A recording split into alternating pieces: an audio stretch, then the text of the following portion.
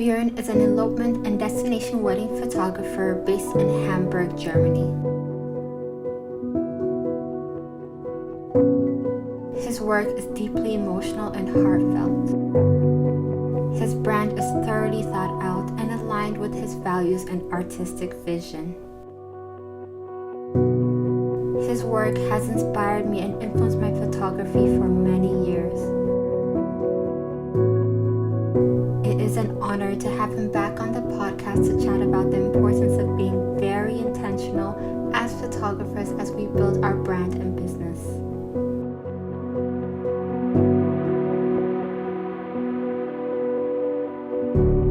This is My Wedding Season, the podcast with your host, Aida Glowik. Awesome. Thank you so much, Björn, for joining me back on the podcast. It was amazing talking to you like a few years ago already. And maybe 3 years been ago. Wasn't that even pre-pandemic? I'm not sure. I started the podcast during the pandemic, so Okay, so somewhere maybe there. like 4 years. Yeah, But yeah, maybe it's 4 years. In any case, like I loved our conversation. The reason I had you on back then was because we met in person and I loved our conversation one-on-one. And now with things that have changed in the past few years in our industry, and like I just see how outspoken you are. I love reading your newsletter that comes Thank out. you. I just I just knew you're the person that I want to get on and just have like a conversation. Let's see where it goes. I just want to talk about where you're at right now with your photography, how you see creativity, how you see weddings. But before we get to that, there are probably some people tuning in who don't know you, so if you can quickly introduce yourself, that would be amazing. Yeah, I'm pretty sure that many people do not know me anymore because I was kinda quiet around the like after the pandemic because I was dealing with some anxiety issues. Yeah, Didn't really felt like working in the wedding space in these days because I couldn't stand to be around like groups of people, you know. I understand. But yeah, so my name is Björn. I'm based in Hamburg. I'm a wedding photographer, elopement photographer, destination wedding photographer, blah blah blah. You name it. You know all those buzzwords people like to throw around. Like I'm a storyteller, blah. What I'm not is I'm not a luxury photographer. Definitely not. I've been doing this as a full-time photographer since 2012. So it's my 13th year now. That's amazing. And yeah, I would say I still enjoy it, but I also feel like there's lots of things about the industry that I didn't really miss in my day, let's say in my time out. Yeah, I understand, like things ebb and flow and change. And I mean, I think it's also with the shift in how social media works. Yeah, Back in the day, we were able to post our images on Instagram was appreciated for what it is. There's a yeah, different level of interaction with, let's say, quote unquote, followers, but it was more like, there was something more real in yeah, these interactions, which is very much lacking in yeah. this moment, right? And I think it's not that like it's also people are forced into a corner to market the business in a sense that has Mhm. also created a certain level of culture of like trying to catch that attention and bang, bang, bang. And Yeah, it's so stressful. It, it's lacking that quality of stillness and realness and you know yeah, we all feel it. yeah, Most of us feel cornered into doing it, and then it's that I don't even want to call it love-hate relationship. It's a hate-hate relationship that's yeah, developed in most of us. yeah.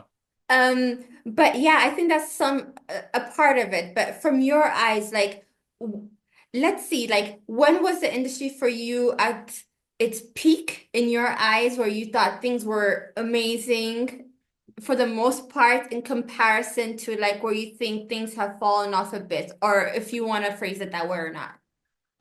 It's hard to say because you always had things that weren't really cool. Like, Yeah, I mean, this is the industry we work in is the luxury industry. yeah, So it's a job that, you know, in the budget I shoot at. It's not luxury, but it's also not low cost. So for me, it's like people who can afford to book me. they gotta have money to do that. So it's the first thing that we need to understand about the business. And then like the industry has always been about trends and about following like what's hip.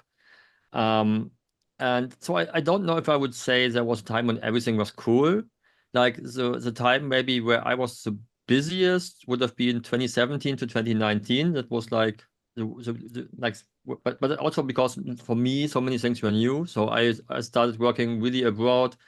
Like started 2016 with a wedding in Australia, ended it like with weddings in Iceland. And 2019 I went to Mexico and all those countries in between. So that was like where I felt the most busiest and I felt the most creative because I was able to witness new places. But still, you had so many things about the industry that, those people that other photographers look up to, like those who kind of like seem to dictate the trends, which I mean they do not.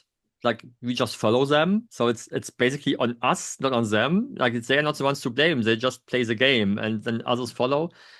I would say when I left the industry, I mean, I didn't really leave the industry. I just wasn't really posting so much. I shot a few weddings and a few elopements, but I didn't really post so much. And I didn't really, for the most part, I didn't really look into what others were doing. So for me, it was like 2 years of not caring, then coming back. And basically, when I left, I was still like, what was the trend back then? Maybe it was still like boho. Well, I was just I gonna just, say, did you leave it during was maybe that was a long boho. time.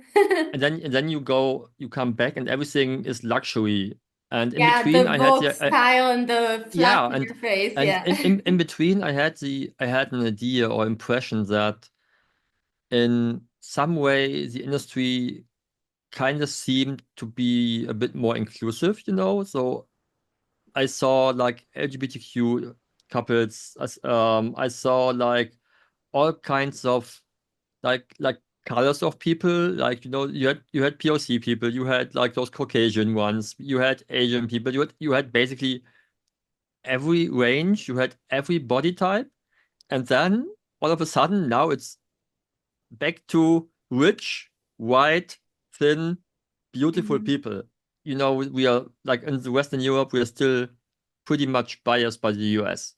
And Yeah. if we look at whose people are the most popular people in the US right now, they are all the rich, wealthy people. And this is what reflects in the wedding industry. And I kind of feel like, as a photographer, I think it's boring because everything looks the same to me.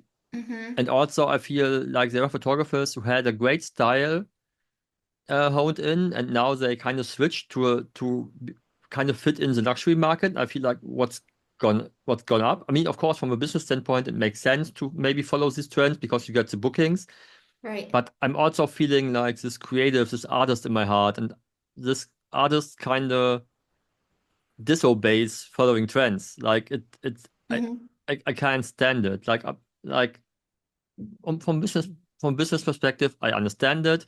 From a creative aspect, I don't because I feel like one year you're doing this, next year you're doing that. Like, what are you doing? Like, what you know? Um, but yeah, I don't know. I just feel like we're not going into the best direction, maybe because everything is being Yeah, so I feel like there interchangeable was a again. lot of didn't mean to interrupt you. Yeah, there's a lot of progress made at one point. It's like you said, you know what I mean? There are a lot of people we saw out there and I don't know. For me, it also, even though I didn't leave the industry, I felt like I just woke up one day and everything looked the same. Yeah, I don't know. I mean, it's. I'm talking like from this Yeah. middle class, white, heterosexual position. Like, Yeah. I've never been like the one marginalized. Like, if at all, I'm marginalized myself because I'm the tattooed punk rock guy with colored hair and piercings that people are Hmm. like, what the fuck's wrong with him? But how do you see it as a person of color? Like, how do you feel like personally in this industry? Like, because Yeah, I feel like you must have felt more seen, and maybe now not again. absolutely. I absolutely feel that way. And sometimes in life, you're so busy running that hamster race, which we all Yeah, kind of have. Do you know what I mean? I have two little kids and everything. yeah, And then it just kind of like even now coming back with the podcast is when I have a little bit of a breather in my life and Hmm. to time to kind of reflect and see where things are at. And it just started to dawn on me. I'm like, whoa, uh, in that sense of diversity, inclusivity that we had, we've gone steps back. But then Yeah. again, I'm also a person who's following a lot of things that are happening on a global scale, on a Yeah. political scale, right? I know the whole thing of slashing DEI all over the place, Oh, don't get me everything that's started on that. happening. Do you know This what I this is mean? We yeah. are a part of the larger ecosystem. Yeah. The culture is not, separate from one another. Yeah. So I'm very cognizant of it. And that's when, like, I don't have much reach on Instagram or whatever. It's because I don't work on it and all the other things. But Yeah. like, that's kind of when I kind of came back to like slowly trying to get myself to post. But one thing I really kind of said, and I believe in it, is the fact that it hasn't changed the fact that we need diversity and inclusivity. Yeah.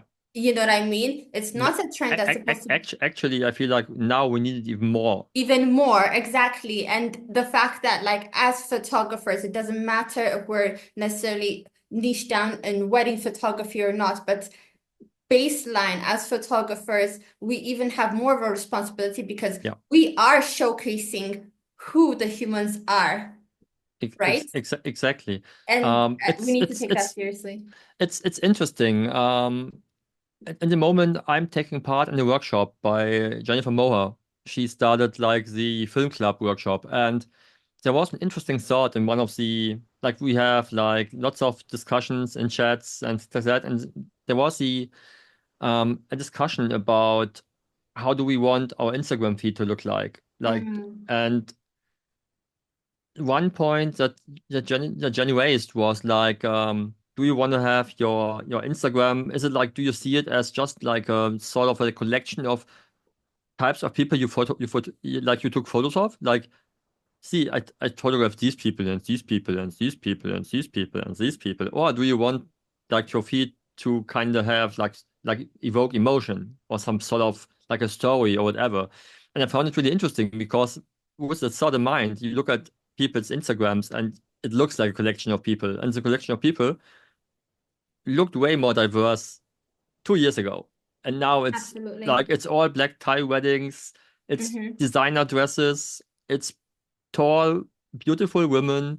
Nobody's slightly overweight because it's not what you get you booked. And I feel like I don't know. I mean, I don't aspire to be this kind of photographer because I don't feel like I belong in these circles of people. And I also don't want to belong to these circles of people. And I don't want to be inside these circles of people because the weddings portrayed there are people getting married, basically spending more money on a wedding than other people have for living in their whole life. And this Yeah. is what we are now, like everybody's trying to be there. Like, Hmm. um, I don't want to. I mean, I know because some friends of mine they shoot these type of weddings, and Yeah. we spoke about that a lot. And they are humble people, and Hmm. I appreciate them. And this is what I meant. Like I know I'm aware that wedding photography is a luxury product, Hmm. but for me, to a certain extent, it's also something that should be for everybody. And right now, it feels like we are promoting our services, or many, like not we, but many people in our industry are promoting services to only a handful of people. Yeah, I mean, a lot of things are relative, the way I see it, and I totally feel what you're saying, Like we can even talk about florists talking about it, you know what I mean? Yeah, 'Cause these kind of weddings have amazing, incredible floral yeah, arrangement where let me just say brides for the sake of saying brides are yeah, looking at that thinking, oh my God, that's what I need to have on my wedding. And then they get quotes back, which is astronomical numbers yeah, to get that, right? It yeah, feels like they can't reach it. They feel like they don't have that. There are a lot of levels to these things. I also know photographers in this industry who are incredible people who are also, luxury wedding photographers. Um, Amazing. I love it for them. And you Yeah, know what I mean? This is not for people to feel judged when we're talking about these things, but yeah, it's really the state exactly. of the industry. And I also understand you. And I think like when I decided to shift this podcast to talking more about branding, I also wanted to tackle just like people really reflecting and knowing their values Yeah, and bringing that out in their brand and their creativity. And we're all different, and we all need yeah, to know, okay, which area are we going for? Like, and it's also about not necessarily staying in your lane of what you believe is your right path, right? Because there's a yeah, lot of comparison and feeling inadequate in this industry, and it's exacerbated right now with yeah, this completely. really, oh, being, featured in Harper's Bazaar, Lane, Vogue, and that's the ultimate. And then there are these Yeah, award seasons coming out, oh, yeah, and then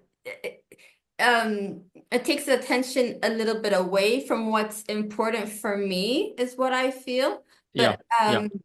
I just feel like these conversations and discussions can just kind of like maybe give people a different perspective, or Hmm? maybe they're feeling the same inside, but they don't know other people are feeling this way.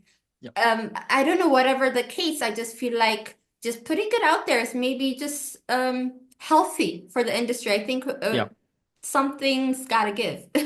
Yeah, for me, it's always been like, which was always been a big part of my workshops, or the way I want to inspire people when I talk about like in any sort of educational way. Um, or why I love talking to photographers in general is about learning why they do what they do. Right. And because by talking about that, we kind of start to understand more about ourselves. Like, why do we do these things? Because maybe some other person mentioned something, we're like, oh, yeah, maybe I never thought about that.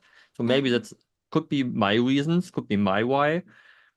And I mean, if you wake up in the morning and you say, I want to be featured in Vogue and I want to pay $600 or whatever it costs to be featured in Vogue, Right. it's totally fine, do that. But Yeah. if it doesn't feel like it's right for you, Hmm. people like I feel like you said, right now people may feel pressure to have to fit in. I mean, there's always been like these niches in wedding industry. You had like on one hand, you had like this whole fearless photography kind of group where they had the fearless awards. Yeah. Then you had the like rangefinder rising stars. You had Junebug weddings with awards. You had like wedding whatever professional blah blah blah award. I don't know. Never heard of this award. You know, and Yeah. everybody's like kind of winning something. And in It's the true. end, it's just trying to attract clients to it. But I feel on the grand scheme, like everybody kind of forgets or oftentimes forgets why we started this in the first place and what weddings are about. Like, what are we there to document? Like, we are there to document like a couple's love Mhm. story in a way. Like, even if it's just a small part of it. But it's like it's not a photo shoot. And Exactly. that's coming from me, someone who likes who loves when my couples gives me like 2 hours of portrait sessions. I love that. But it just I will not talk them into that. I sometimes have weddings where I don't shoot portraits at all, even if portraits are my personal passion. But then again, like you said earlier, by what we are pushing out, like if it's about locations, dresses, decorations, flowers, everything basically pushes into like a kind of visual narrative that people feel like they have to follow, and then they don't Absolutely. belong We because are creating they the can't they culture. yeah, we are creating the culture. The industry is kind of establishing a standard, and I feel the standard was better a few years ago, when it I was feel more the open. same. I feel the same. Like I just don't feel the heart in it anymore. And for me, your work has always resonated. I've always told you that because it's not just the images for me, it's also the words that you have that Hmm? go along with it. That really touch me. And I'm a person about those moments that don't have to look beautiful. it could be dirty, unwanted, like Yeah, unexpected. Do you know what I mean? Because I feel like that's where the real memories lie. Do you know what I yeah, mean? Like when I scroll, look into photos from my kids that I've taken the hmm past few years. I I love to see those photos where like either one is crying while the other one's doing something else, and it's just like it doesn't matter, messy hair, there's a hole here because they were playing outside. Do you know what yeah, I mean? Because that's the real life that we lived. yeah, It's not curated. Do you know what I mean? And I yeah, feel like, of course, I love to see beautiful dresses or yeah, whatever. sure. Wonderful, that's great. But then again, like I feel like it's a shame if weddings turn into a performance for people where they Yeah, think that they have to, you yeah, know, be a certain way or do a certain thing. Like I photographed weddings where, for example, let's say they just had this ceremony and like usually they'll walk down the aisle, and their weddings where it is pure joy hmm and you see that celebration and it's real. But yeah. I have photographed weddings where they are acting like they're joyful to get that photo, I don't you because know? like I had a wedding like that last year. I mean, they were a Mm, wonderful couple, and yeah. there's a chance she might be listening to this because she listens to a lot of stuff that I'm posting. And Okay. I don't mean to like blame her for that because I feel like that's just how people are. Yeah. But on the one hand, as you said, it's a performance, it's staged. Mm, yeah. As a photographer, I know about it and it gives me way more pressure than it needs to be because I know they practice this thing for weeks, and if I'm missing the photo, Yeah. they're gonna blame me, but I don't. But so they are putting importance into something that's not so much of importance in the Exactly. end. Yeah. And I feel this is something that we as photographers did for years because like we are telling people like you gotta have a photo of the dress hanging, you gotta have a photo of the first kiss, you gotta True. have a photo of the cake, you gotta have a photo of the rings. All like we spoke about that last time. I'm pretty sure that I said like not to say the F word, but I'm like F it. I'm not gonna shoot that because Yeah. it doesn't feel to me in any way. It Mm, doesn't it doesn't, if I look at that, it doesn't spread any emotion. And I know right. many photographers are following this kind of rule, like, hey, if my client paid for that, I'm going to take a photo of it. And I understand where they're coming from, Yeah. but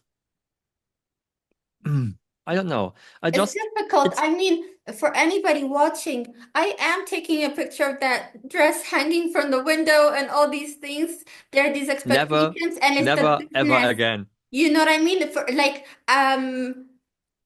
it's the business I've built. It's okay. Yeah, I know my clientele, yeah, sure. and this is not judgment to anyone. And I'm just here first off to say I am taking these photos. I Yeah. am showing these photos. You can go stalk my work right now because at this point in my life, I'm more focused on running a business. I have kids Yeah. to take care of. Yeah, it makes total sense. And Do you know what I mean? Yeah, and I just want to put it out there. This is just a conversation. It's not judgment, is what I no, keep no, I'm wanting to not say. I'm not judging at all. Yeah, for I'm anybody, just Exactly. it's like for me, like I know I may sound a bit provocative, but I do But I that. love that. That's why you're here. I like I do that because I Yeah. want people to start thinking. It doesn't Yeah. mean if you do it, I won't tell you you suck. It's just another way of doing it. But I just have an example. I met a couple a few weeks ago, Mm-hmm. and during the talk, they told me that they're gonna meet another photographer as well, like a few days after me. Right. So we were totally open about that. I asked them like who is it? They gave me the Mm-hmm. name, and I was like in my a bit let's say I had a good ego moment, like which doesn't come too often, but I kind of was like, okay, we're gonna talk again next week because I know I'm gonna shoot your wedding because Yeah. I'm a better match. I Right. knew Okay. that. Mm-hmm. And the bride, she works with a friend of mine in some agency network. Okay. And he gave me some feedback that he got from her after talking to me. And she said, I had her in the moment when I said, I'm not gonna promise anything to you. Mm. You know, Yeah. I always tell them I'm not gonna promise photo of every guest. I'm not gonna shoot the dress hanging because I feel like it doesn't look good. It needs to be worn. That's what it's Right. made for. Yeah. Like I don't care about like all these standards. And this is what I tell my people because I want them to understand and to know what they get. Yeah. Because in the end, if people, let's say people in the end kind of criticizing your work, it means you haven't been good in communicating them what to expect or what not to Yeah. expect. And I feel this is mostly it. If it's not, I mean, if it's a F up, then it's an F Hmm. up. But Yeah, sure. this is like a it shouldn't happen. If it happens, it's human, you know? But it's all about communicating like what's important to you. And I feel that as I said, for me, words are, are a thing. And on my website, I try to put out what people have to expect. They like Hmm. a few years ago, I was more into like the, let's say, standard wedding conversational tone, like, you know, like talking about weddings. And Right. now I'm like, I'm putting all those F words out there on my website. Like, Yeah. there's lots of truth bombs because I want people to understand that it's not this Disney fairy No. tale kind of thing. You know, I'm like if I meet them, and there are a couple who's not from Germany, they will hear me lots of swearing because in Yeah. English I swear way more than in German. I don't know why, it just happens. Yeah, I can see that. Like in German, yes, I mean, absolutely. I would have to say the I do same. swear a lot in German as well, but it's different. And It so is I want different. so it needs to sound like me, you know. I don't want to be Hmm. like Yeah, I don't want to meet them and then like then they're like this is not the same person who's talked to me online, you know. absolutely. Yeah. So Because there will I be a don't disconnect, right? And you're yeah, really trying to build a connection with couples who absolutely get you, you get them, and exactly. you can And create something beautiful from and that. I totally get that. I know that for example, I think you and Jill said that in a podcast of theirs where they said they made a change from back in like 10 years ago, they wanted to be everybody's darling, everybody's friends. And Mm-hmm. now they said, we're shooting luxury, I don't have to be friends with them. I know I Mm-hmm. can just go there, shoot photos the same way I shoot Yeah. if I know them before. And you Yeah. know what? It's true. It's definitely true. I shot weddings where I filled in last minute for a friend who got Mm-hmm. sick, and I got the same images I get from other couples. Mm. But my heart was not in there, and Yeah, I want my heart to be in there because you know absolutely. this is why I stepped away from weddings in the pandemic because I knew I couldn't deliver in the way I wanted to because I was afraid of groups, I was afraid of going close to people, and my Yeah. images live and breathe from being close to them. And so I could have gone out there and made great work, but not my work, you know? And so Mm. this is why I didn't do it because it didn't feel right. And for me, it's always about it needs to feel right. Needs to come out of my chest, and it needs to say like, "Hey, you want to do that," you know? And of course, every year you will have, or every season you will have couples you look forward to a lot, and others are just like another wedding. It happens. It's the Like reality of life, it's isn't the it? reality. It's not everybody. It's not it's not everybody's your favorite client, but then you got to look forward to the next one. And I mean, if you do not, at least don't book weddings you don't care about at all, because then you should not do it because someone else might do it better than you. Hmm. But I feel it's good to know where you belong, where you don't belong, and why, and again, kind of feel why you do it and who you want to do it with, because this is something I learned in the last years as well, because most of the time, or like let's say the first half of my years as wedding photographer, I mostly was either like single or in like some sort of on-off short relationships. And now that I'm married and I'm spending my weekends with my wife riding bikes, uh, for me, it's I want to spend the weekends riding bikes with my wife. So the weddings I shoot are really well selected. So I want to care about the people, you know. Of course, it's a business and I make money from that, but I want to I want myself to want to be there, you know? Yeah, absolutely. And I think um it would be fair to say that everyone wants that, right? Everyone Yeah. wants to be also courageous to do that. And I think it's because like, you know, some people are just in a position where it just playing it safe feels Yeah, like the right move, right? totally. Um, for me, like I'm satisfied with what I'm doing right now. It's okay. I know my clients are happy. I know the parts where that move me that I photograph and it Mhm. makes it worth it. And there's some other things I do that I'm just like, oh, it's just to satisfy them. It's Yeah, okay. But I know if there was nothing at stake. Do you mhm. know what I mean? And I was fully just doing my own thing, my work would look different. I always Yeah, say that and I know that, but it's we live in a world where we just have responsibilities and some things it's like also you need to know, okay, where am I? yeah, What's the market? yeah, Is it gonna work?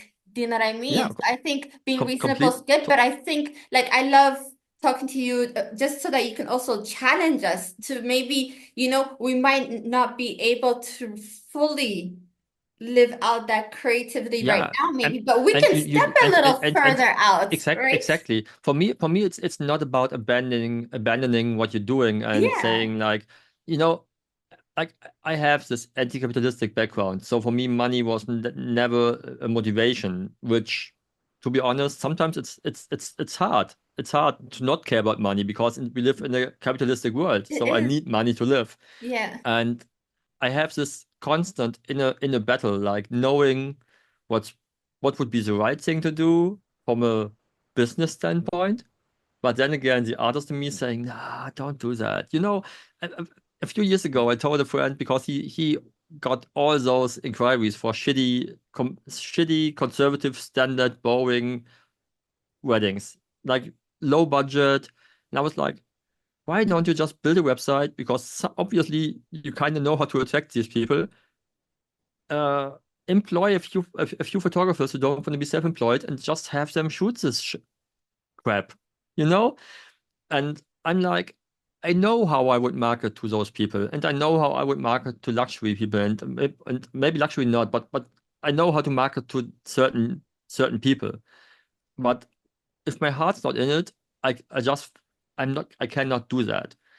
And this is something that kind of holds me back in a financial way. And I'm totally transparent about that. And I always talk to people or tell people in my workshops that like they come to me and they feel like they want to kind of go where I am going. And I'm always saying like, you can do that, but you might not book as many weddings as you do now because Yeah. And that's you're the niching tip. And down. I And niching love, down means you're gonna attract yeah. lesser people in general. And then you have to find the right people. So if you let's say if you're shooting a wedding for 1,500 grand and you're doing like let's say mediocre work is fully okay for Mhm. people who book a wedding photographer because a wedding photographer kind of belongs on the to-do list for a wedding. So people who book you who do not care about photos, but they book you because it's a must for a wedding. Yeah, it's Like just one of the things you gotta have. yeah, Right. like you gotta have a bouquet, you gotta have a dress, you gotta have I don't know, Yeah. and I mean, if you're fine with that, and you will book like 3 weddings a week, and maybe you do some short weddings like Civil bureaucratic wedding. weddings, like Yeah. Standesamt weddings, and Hmm. on the weekdays, you can make a living of that. But this is not what my heart's in for. And so for me, I always have to find other ways to pay my bills when weddings are low. So it's hard, but I'm shooting like not only weddings, I'm shooting other stuff as well. And so I kind of get along. I mean, I'm not getting rich with that, but I feel like most of the time I'm happy with it. I made like one of those tests for personality types, like one of those. It was interesting because I understood myself way better Which afterwards. one did Like you do? I need to Google that. You can I let thought, me know afterwards because I love those. I'm yeah, very it's fun. one of those. I think it's either 8 or 16 types of personality, Hmm. and Yeah. it was really interesting. Like my type was the like some introverted, extroverted adventurer kind of type. So I Mhm. kind I know of which one you're I, talking about. I'm Yeah. kind of both. So the most spontaneous person who needs to have change in life. And so this is why also I like to shoot destination weddings and not so much local because I need change in locations. Yeah. Even though I know that if I only shot in Hamburg, from a business standpoint, it would be way smarter. Because you get recommendations by locations, by other vendors, by local couples. And for years I did not care about that. Right now, maybe I would. It's like this constant struggle within that I have. Yeah, it's the Um, decisions you make, right? For me yeah, in my life right now, I am focused more on local weddings, like I said, priority is because I have little kids, yeah, being really present. Therefore, local weddings just make sense and just, exactly. I know building the brand that works for that and it works. Do you know what I Yeah, mean? But I love to explore how other people think, yeah. and also It's a giving people the chance to think for themselves and not follow necessarily what is so much shown and like yeah. I really want to see some different things. Oh my God, like Yeah, I mean, if you look at the industry right now, it seems like you either have like all those smart people who make 100 grand, like the six-figure business, like mm, these kind of things. Everybody's telling you that. Then you have the other ones. Like, I don't know. I mean, why do so many photographers like change to the education niche? Maybe like, you know, it's because they get older. Maybe they don't want to shoot weddings anymore. Maybe it's mm, because they don't get booked anymore. It's can have all certain reasons. types of reasons. But everybody's telling you what to do. And I feel like it's way smarter to inspire people and kind of ignite some spark inside of them. Mm-hmm. And then try to find someone who really knows about these kind of things. And Absolutely. maybe ask, I mean, of course, there will be people in the photography niche who shoot weddings and they are good at SEO or who are good at business building. Of course they are. Yeah. But I feel like maybe I would go to a specialist then if I want to learn about like business building. Maybe I would go to someone outside of the wedding industry and not someone who's inside because they can tell me how it worked for them, but maybe not how it works in general. And the Right. same is, but this is just my kind of thinking. Yeah, but like I said, I was never like the business mind of person. So, um, but I feel like in the end, it's all about what we make of it. And I think or just, I want to go back to something that you said basically in the first few minutes of our Yeah, conversation, sure. where you spoke about like this love and hate or hate relationship with social Right. media, for example. Yeah. Maybe a bit of afraid of losing some Mm, sort of connection if I stopped using the meta apps. yeah. But then again, we kind of, and I'm trying to exaggerate now and to make it Yeah. more provoking in mind. Like we kind of enslave ourselves to these algorithms and to those Mm-hmm. big tech companies because we feel like we need to feed what the algorithm wants. Yep. And so people in the wedding industry, I mean, I'm happy that this whole shitty dancing for reels crap is gone because this was Yeah, the I most haven't seen like I those in a mean, while. how could you look at yourself in the mirror if you did that to get attention as a photographer? Yeah. I don't know.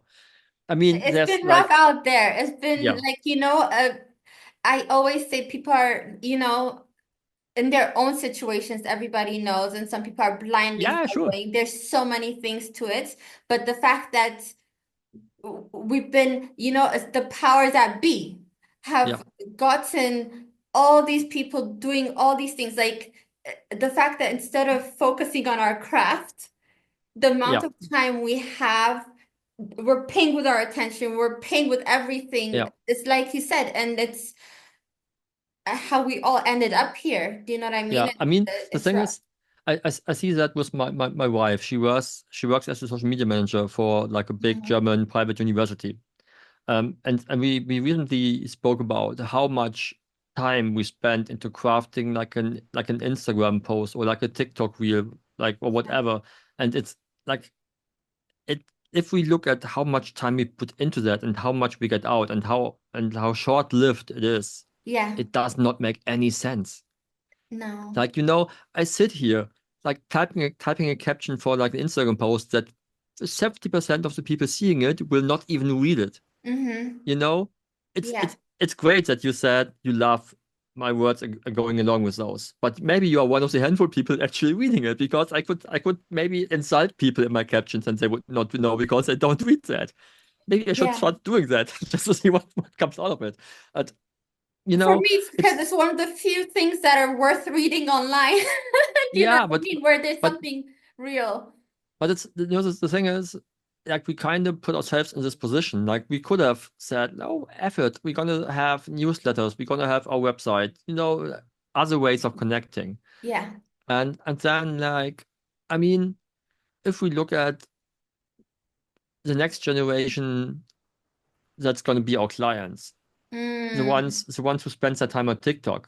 Say yeah. for them, for some Instagram is the old people, you know? Yeah, it's true. They will never know about my business if they use TikTok as a search engine, which they do, and it's hilarious. You know, times are changing really fast. There are a lot Yeah, of us who've relied on Google SEO to yeah, be found, and like that's been a really part of our business. But like yeah, we all know, we've heard it AI, but it's real. Things are yeah, gonna be changing. So the yeah, yeah, fact for is, sure. uh, I mean, when I started just yeah, posting, when I started out, just posting a photo on Facebook was good enough to get a business started. amazing. Yeah, You yeah. know, for the first 4 years, I never, or maybe even 5 years, I didn't spend a single euro on advertisement because Mm-hmm. everything I did was just blogging in the old way, Yeah, where you wrote about like that you had a shitty ride to the wedding and everything yeah. else was nice, no SEO thought You behind didn't it. need to say more. Yeah. You just posted your photos and it worked. Mm-hmm.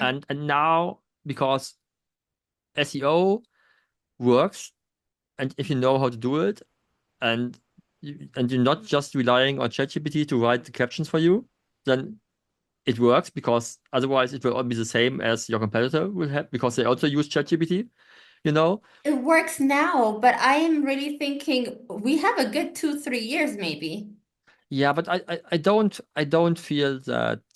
I mean, if you look at what's going on, for example, I don't use TikTok at all, so I don't know Hmm. what's going on about there. I just feel Yeah. like I there's a creator from LA who's on Instagram and also on YouTube, and he spoke about that um he goes to TikTok by choice if he feels like he wants to melt his brain a little bit.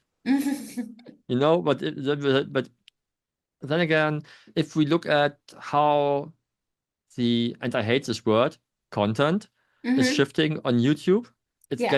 it's getting way slower. People are stepping away from all this retention Hmm. cutting. Like it's not so fast anymore. Yeah. And I mean, there's a reason why film photography is becoming more popular again. Maybe Hmm. because everything is getting too fast. Yeah, And to have as this humans, intentionality and yeah, yeah. as humans, I mean, there's so much impression Yeah. every single second for Yeah. us that we are not made for that. And of course, the human brain can adapt to that, but it will take more time. Like when I grew up, like I had the chance of growing up without the internet. Then Mhm. then I kind of like I had the first modem days. Yeah. And I know for the young people listening, it sounds like the granddad's talking now, like back then. But I feel like it was an opportunity for me to understand the change and to see what happened now. Because I knew that I could slowly grow into that and consume like information. And now you have like the smart computer in your hand, Yeah. and it like all these TikTok videos are like what is it like 2, 3, 4, 5 seconds long, and Yeah. then And if it doesn't grab your attention, you're gone. absolutely. Um, and I feel like at one point there's got to be a change because it's not what human brain is capable of. Yeah, and like I watched this whole thing on how dopamine works. Yeah. And it's so fascinating. Do you know what I mean? Because Hmm? we're not made to get those dopamine hits so fast. Yeah. And It's completely overwhelming. exactly. So in order to counterbalance that, like you have a dip, Yeah. right? So you feel low. Hmm. And then you need again more dopamine to kind of even get to that normal baseline, not even to get above it, Yeah. right? And so we're in this cycle, and how we're made is actually, I think it was a doctor talking about it. She said for humans, we're made to like earn dopamine, just that Hmm. little bit of hit by like working hard for it. Yeah. Do you know what I mean? Hmm. And I think we need to really be serious about it because I mean, we know how mental health is, the state of all these things. We Yeah. are overstimulated from Yeah. not Completely. only our micro environment lives, but also on a macro level more and more. Like this is Yeah. really important for people to know. And I think it's just really taking a step back and knowing, also being reminded again that for a lot of people, they take what they see posted on Instagram, for example, at face value of that being real and create their own story of what's Yeah. happening there, what other people's success is, what that looks like, all these things, and Yeah. then lead their lives on this narrative they built on for themselves, Yeah. right? And I Yeah. think all these things need to really be Yeah. taken into account. I feel there is going to be a change in is that. So this is why I'm not so concerned about like things, something like Google going away, because Mm, there's always going to be like this sort of portion that that is still text based. That's not just all past videos. I just feel. I mean, I understand why video is a thing right now because there's a disconnect between people and we feel connected to people if we see them moving instead of a still photo. This yeah. is basically this is what it is. And people are so overwhelmed by their daily tasks and lives and issues, problems and everything. So this is like an easy thing.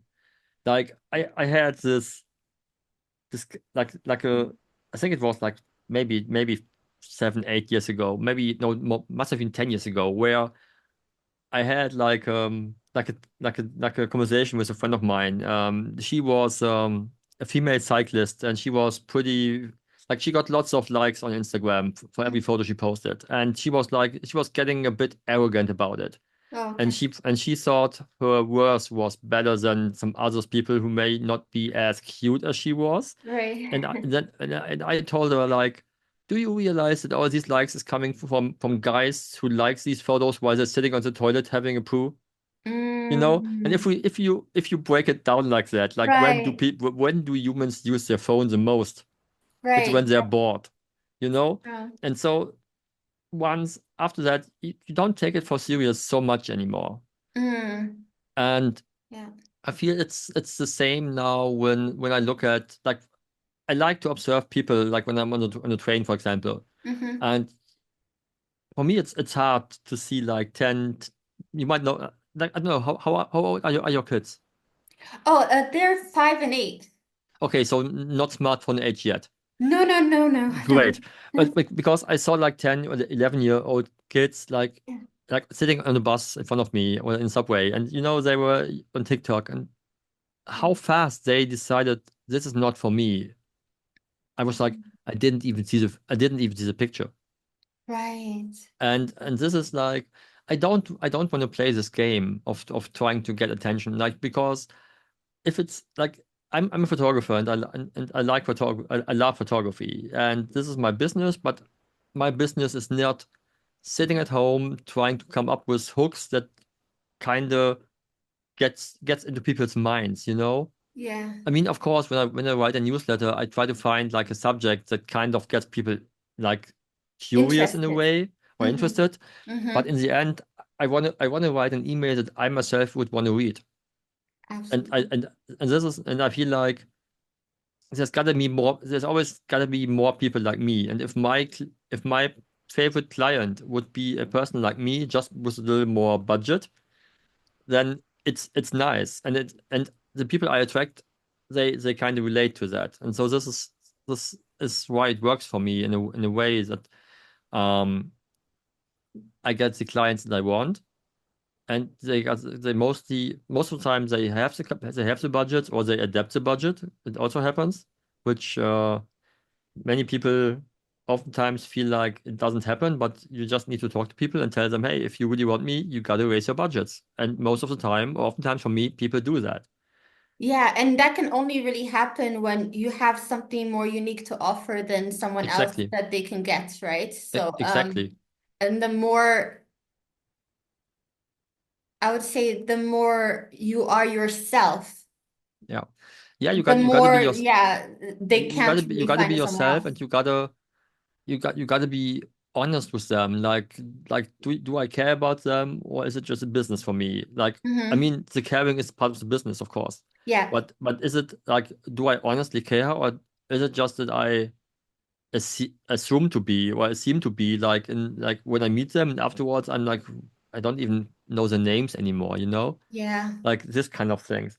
But I feel like in the grand scheme, it all comes down to what do we allow uh, us to be part of? Like, do we have to be like on Instagram Meta, or does it work without, even if it makes you feel anxious? Like for me, I really feel anxious, like leaving it. And I know that from my political standpoint and how I want to be an ally with people who suffer from racism, homophobia, and all the sexism, all the other things going on with Mm-hmm. like on these platforms, and now not being moderated anymore. And so Right. it's gonna be even more. I don't know how I feel like, or let's say I don't know. I know that I should leave these platforms because my presence brings them money, you know? Yeah, it's how you think about it. And it's like, I don't think we have to have all the answers. And I don't believe that answers are necessarily very clear in life. Yeah, You know what I mean? There's yeah, so much gray in the life. It's yeah, also a completely. matter of like perspective and what you're willing to do, you know? Yeah. Um, your And presence, for example, sharing your words, your images would be that additional light that yeah, we get, for this, example, on the yeah, platform is a way to see it, this is the way I see it right now still. right? Chris told me I'm fooling myself with that, because he said like in the end it like people will not see it anymore because they're gonna restrict like the view, and it's some sort of a, you know, like a pink, green, whatever washing it is. Mm, And mm. but I'm still I'm torn in between. Like I'm not ready to leave yet, because like I said, I want to be like some sort of light in the dark. Yeah, and I think it's important because you know, sometimes it's also what we tell ourselves about the degree of the impact that we can have, you know? Yeah, We don't necessarily have to have a massive, massive impact, but every little thing sometimes counts. But yeah, I always say, hey, also thinking about yourself, do you have the mental, emotional capacity at that yeah, point to take some things on? You know what yeah, I mean? Sometimes there's pressure put on people to be like, you should be doing this or that or whatever. No, just know your limits, know how you yeah, want to show up, how you can show up. yeah. But once we start boycotting everything, it's also knowing what can we boycott. There are too many things that we look at what we're going to Yeah, I boycott at mean, the end of the day. there's so many wrongs in this world that you cannot do everything right, Yeah, because, you yeah. know, um, and when it comes to kind of measuring like our impact or our reach or whatever that is, I feel that all these vanity like metrics we have on social media, if we put these to real numbers, like, Mm, I mean, someone having like 20,000, 30,000, 200,000 followers, yeah, it's not it's not tangible. right, If I have, and I know that if you post a photo and you get 30 likes, it sounds like nothing. And 100 right. followers sounds like nothing. But if Yeah, we look at real life, like let's say back in the days when you were in school, like your class maybe would have been like 30 kids. yeah, And if you would have gotten all these 30 kids to listen to you for once, I mean, it's an impact. It's a Absolutely. small on a small scale, but it's an impact. And so I feel like these vanity metrics kind of how to say it, they kind of They've got us disillusioned, is how I yeah, see it's it. they kind of mess up our Mm-hmm. reality, and Yeah. we feel like our work is worse or less valued than other ones just because nobody likes it or does whatever. And for example, right now I see like, I don't know, let's say I have a reach of maybe like 10% of my following, Mm-hmm. and another 10% of those people who see it like it. Right. And maybe of these 10, 2% like leave a comment. You know, it of course it feels like crap, but this is just what it is, and I don't have to work, and I can't do anything about it, so I just have to live with it. And then, like when it comes to Instagram, I wrote about that in one of my last newsletters. Like, or did I just draft it? I'm not sure right now. Um, Tell me and I would know because I'm reading this it one. like it was about who are we posting for? Are we posting Yeah. for the algorithm, or are we posting for Yeah. like like do we post what we think people want to see, or do we post what we want them to see? You Yeah, know? you did send that out. That's the one where Okay, you talk about Jennifer Moore and the thoughts you had about yeah, exactly thinking about how you curate your grid and yeah, also taking a risk, just also going back into branding about how you're saying like are you posting what you think fits into your brand or yeah, why not really kind of uh, experimenting and just putting things out there even if it's completely different yeah. and having the courage to do so. So that also got me thinking, I think it's just important to just I think we're very conservative and I think what you're doing here is just making us Cautious. It's cautious. It's yeah, playing. cautious with a lot of It's things that always we're about doing. playing it safe Yeah, because we feel that. I mean, again, like for example, because our living situation is different because you got kids yeah, and we don't want kids. So of course, I have another yeah, financial liability than you have yeah, because there's I don't have to feed kids. I think, We just have to feed our cat and ourselves. So yeah, that's different. it is. And so maybe I can take more risks than someone who has, let's say, I don't know, 4 kids. Or Yeah, if you live in the US and you have a whole different social security system than we have in Germany, it's a true. completely different thing. And you gotta be transparent about that and honest to yourself about it. Yeah, But if we look at what everything that happened in the past, if we like all the businesses or many businesses who took a risk are the ones that are big now, yeah, or at least they tried. But playing it safe is like, I don't know, if you compare that to sports, like I'm like a big NBA basketball person. If you play oh okay. if you play it safe, you will maybe make it to the playoffs, but you will never win. Mm, You know? yeah, that's true. And I think it's the same with creativity. Like if I can go to a wedding and shoot all the safe shots, Yeah. and my clients will be happy. Mm-hmm. But will there be any image that stands out to me? Maybe not, because I shot these plenty of times before. And in the end, like, of course, no judgment here, because everybody's different. But I know for me, I would get bored by it pretty fast. Of course, for the business side, playing it safe and having like a complacent, happy Mm-hmm. client is good. But I'm not sure if maybe if you took a risk a bit, like I would not say take a risk all the time. Get Yeah. like a good mixture of it.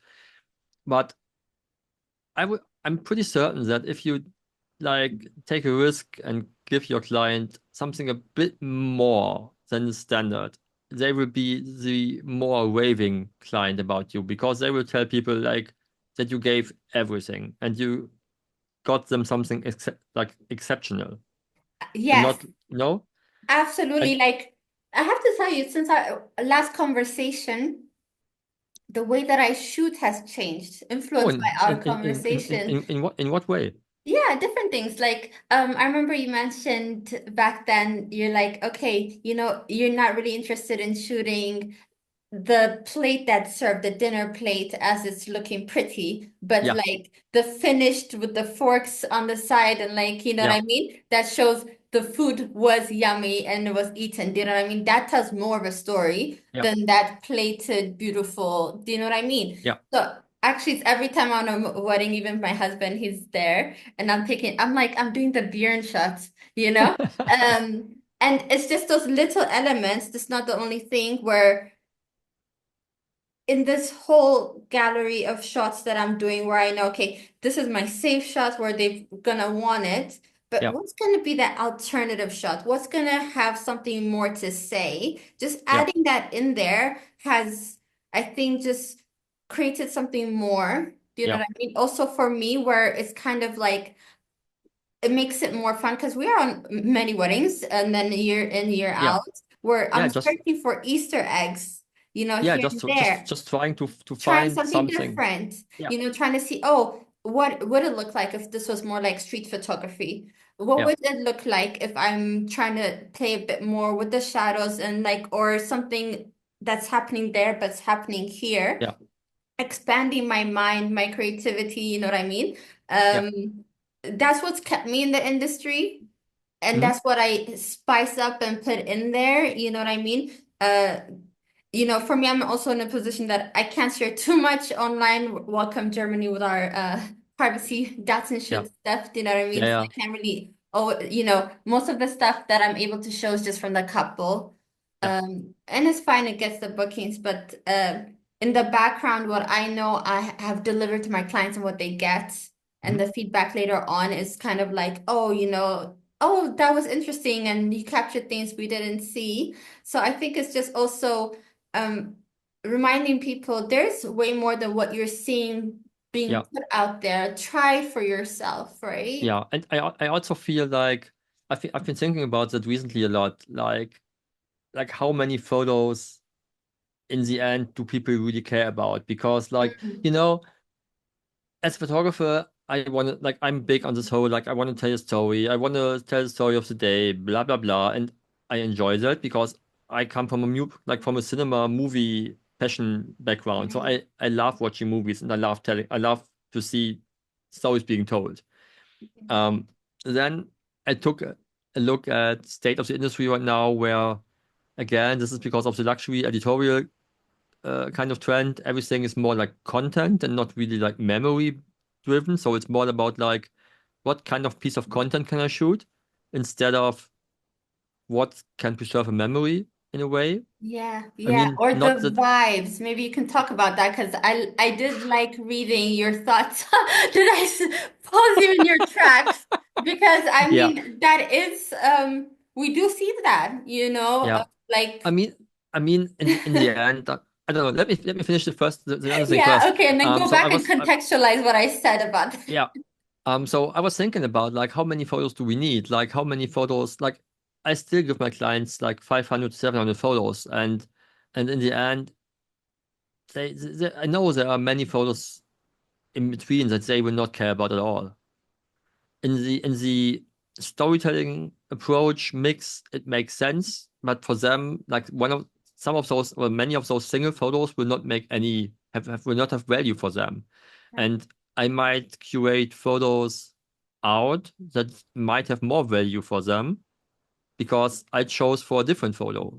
It Right. may happen because, but then again, if I would just give every photo I shot to them, like in all variations, they may have more photos in total of value, but there's no story being told, no emotion, no curation. For me, curation is a big part of photography, Yeah. and I I kind of I want to stay away from seeing it as um as content because it's more than that. It may be content for now for them because of course they want to post about it on their socials, but this is the state of mind right now. I'm hopeful that them being 10 years older, they might not care so much about it anymore. And then they look back at photographs and say like, "Ooh, remember this, remember that," you know? because this is something that I feel content cannot do so much. Yeah, And I I mean, of agree. course, it depends on the content. Like if I look back at videos Jana and I took during our bikepacking trip in Denmark like a few years ago, of course, it brings me back to like the landscape and everything. But it's the same.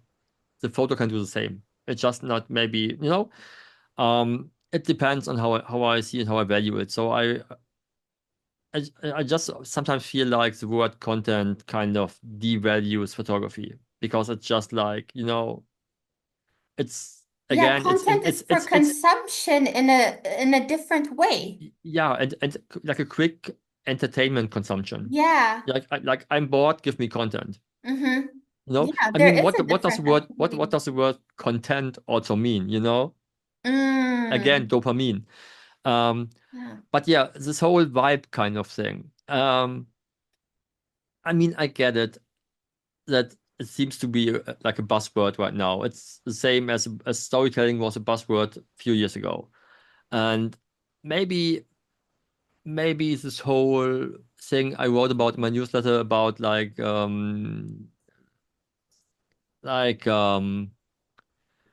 what was that? Lenzel was posting about this, right? Yeah. About like that wedding storytelling is dead and you need a vibe. And Mm-hmm. for me, I wrote this newsletter pretty soon after after I read the like this newsletter, and I was thinking a bit more about that, talking to other people about that a bit. And maybe the vibe is also just another term for a story, you know? People like feel like they want to know what the vibe is. For me, it's a mood. It's the same kind of Mm-hmm. thing. Maybe I get vibe wrong because I'm too old for that. I don't know. Maybe, Vibe für mich ist einfach die Stimmung. Like it's yeah, it's a vibe. Yeah. mood. It's a mood. It's like how I feel about something. So in the Yeah. end, it's what I do.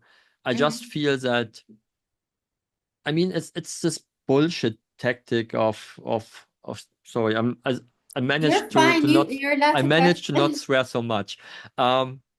It for me it's like this BS tactic of clickbaiting again. Like no, it's content again. Everything content is clickbait, and if you look at YouTube or whatever it is, everything is just like trying to grab your attention, and Mm-hmm. everything looks like the yellow press, like the Bild Zeitung, Oh, like you have yes. like 72-point font sizes, people Yeah. looking like with the most idiotic Like the thumbnails of, oh, yeah, most I idiotic know. like grimaces people can make, and they want me to I look that know. to watch that. No way. Like, I mean, of course, sometimes I'm triggered by that, and I'm getting attracted to that. But Mm-hmm. in the end, like if I like I mostly look at YouTube when it comes to like, a bit of photography stuff, but also like lots of cycling. And Mm-hmm. in the end, I like the cycling videos I want to watch are the ones where I expect to be a bit more visual aesthetics instead of the next clickbaity scandal. Like, Mm-hmm. well, this is like the next bike you want to get. I don't care about that. I want to see great landscapes I could ride into. Yeah. This is what speaks to me. And the same is with photography. Um, I Of course it's nice if if you have a couple that looks good because it's easy to shoot them or maybe easier. Mm-hmm. But then again, they might be. I know that Jennifer Moore just also spoke about the wedding she shot about where the bride was a model and she was really picky about photos of herself.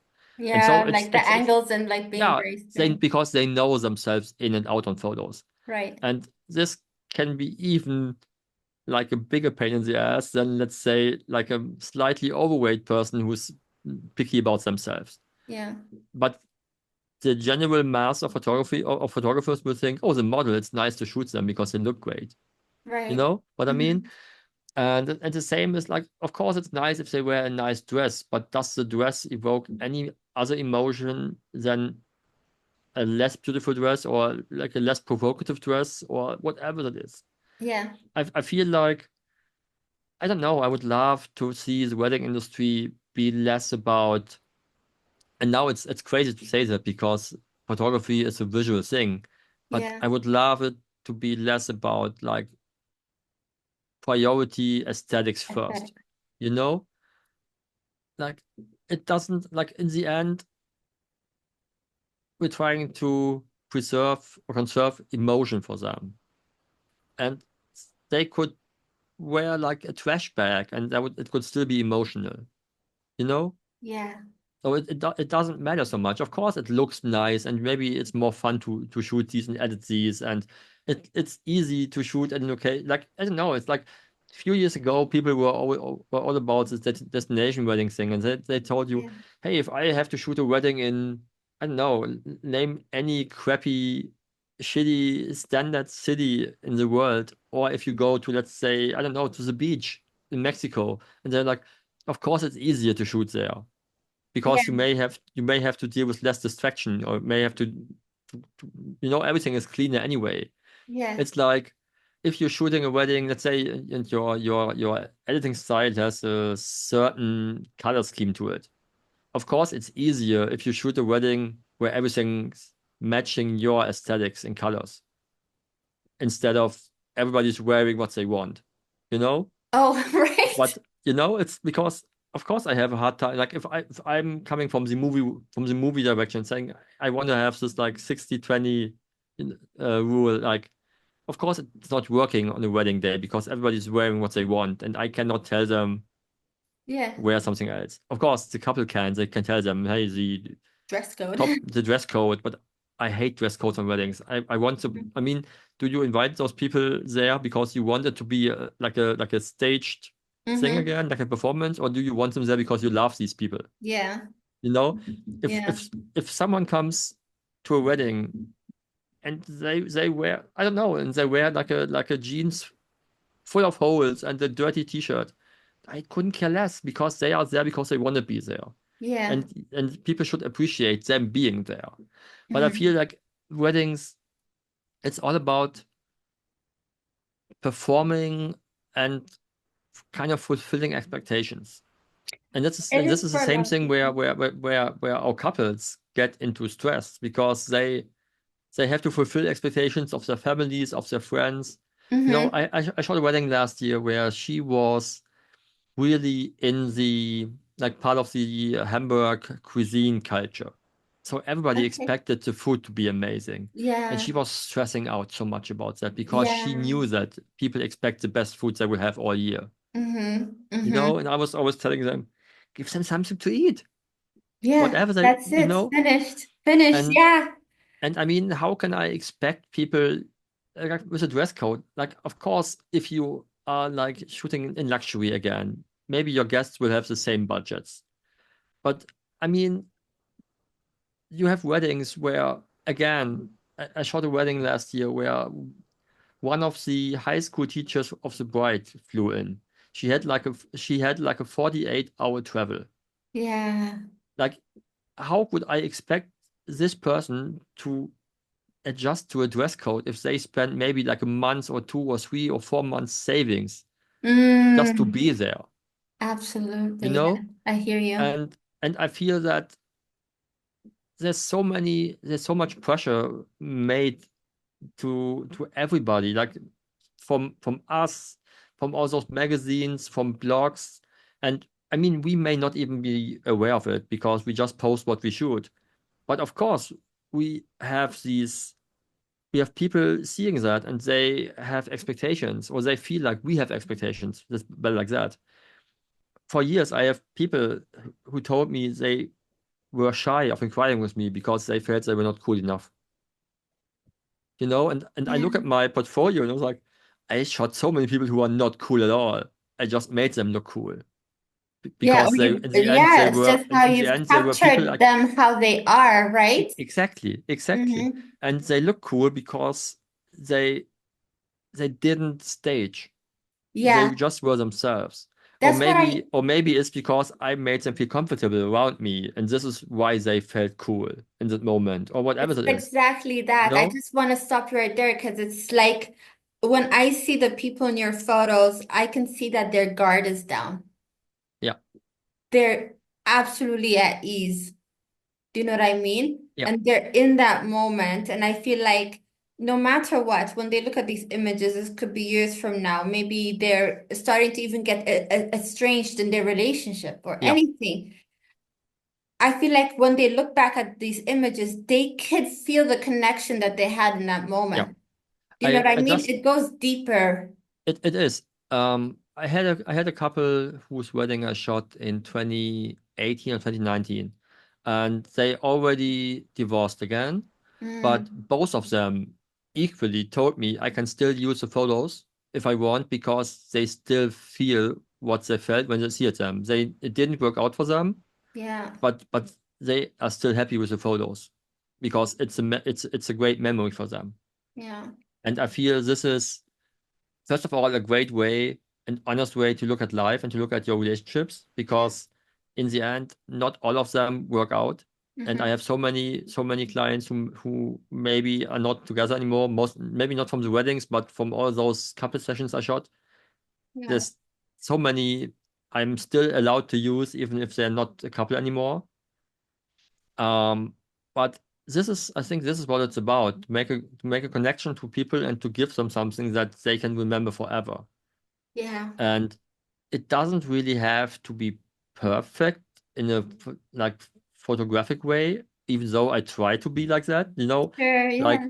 like when for years it was all about this. I'm not going to blame you and Jill for that, but it was like their bus topic, like this emotion beats perfection kind of thing. Yeah, I remember. And a friend of mine, like in a fun discussion, once said, what it is for you? For you, it's emotion meets perfection. And I'm like, yeah, maybe that's it. I'm trying to have emotion, but I also want to have like a Hmm. kind of perfect image, even Yeah, if the it's not execution of working. it is also on It's point. I mean it's not perfect because perfect is boring, but Yeah, but you know what I mean. Like I yeah, want of it to be course. like a photographically interesting photo in a certain way, and not be like I don't know, It's not like a just a snapshot or whatever. Like there is yeah. intention, And the even composition, the lighting is also yeah. thought And even out, and of even course. even if it's a snapshot, I Hmm. kind of try to adjust it in post, in cropping, in Hmm. directing, and like in editing light, whatever, to Yeah, then make it feel like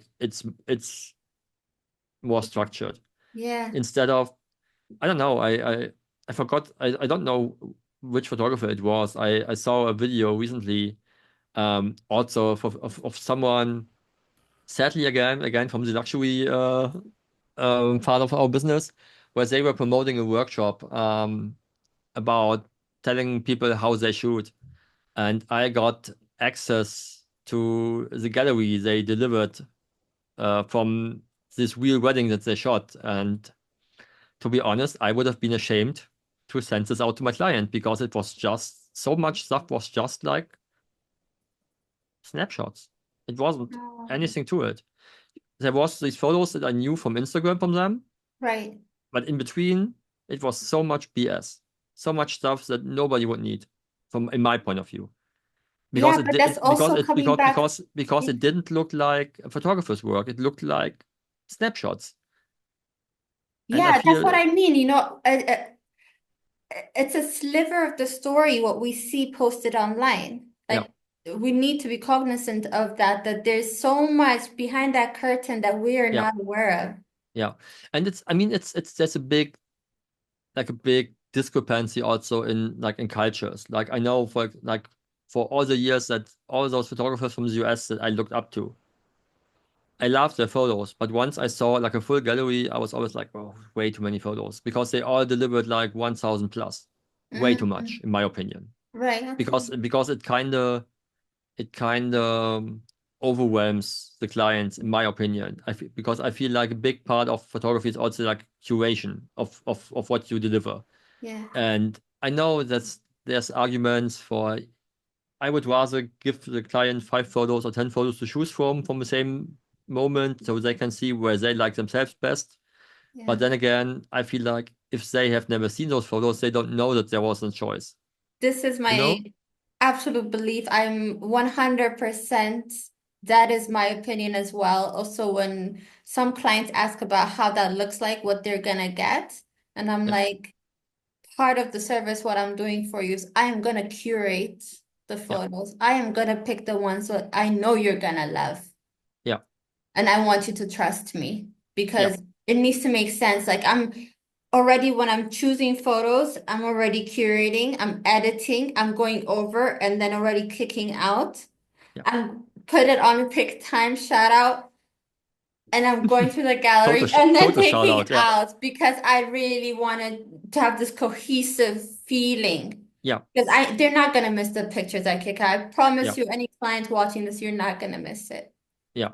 I also feel it's there's this big there's this maybe it's because people nowadays they grow up with digital photography and they know like they take like 35,000 selfies of the outfit of the day in the morning if people do that anymore. I don't know. But I come from like a childhood in the 80s where my uncle had this like this projector with like small photographs from holidays and he would like pull it out every Christmas and show his photos. And after 15, I was like, oh, fuck my life. Because it was so boring. And I don't want my wedding clients to be like that. I want them to look at that and feel like this is great. I didn't notice that, or this is something that takes me back to the day. Yeah. And the